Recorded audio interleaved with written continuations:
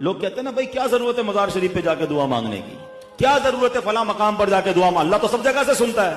अरे भाई मैं ज्यादा जानता हूं, आप ज्यादा जानते हैं, अल्लाह के नबी ज्यादा जानते हैं। हजरत जकरिया ने सारी जिंदगी दुआ की थी, मगर जिस मेहराब में बीबी मरियम ने इबादत की, जकरिया ने कहा उधर जाके दुआ करूंगा अल्लाह कबूल फरमा लेगा। कुरान बता रहा है कि जहां अल्लाह वाले इबादत करें उधर जाके दुआ मांगो, अल्लाह वो दुआ कबूल फरमाता है। अब मेरा सवाल यह है, जहां अल्लाह वाले दुआ करें, इबादत करें, उधर जाकर मैं दुआ करूं तो दुआ कबूल होती है। जिस मजार में अल्लाह वाले मौजूद हों, उनके कदमों में खड़े होकर दुआ करूं तो दुआ क्यों ना कबूल होगी।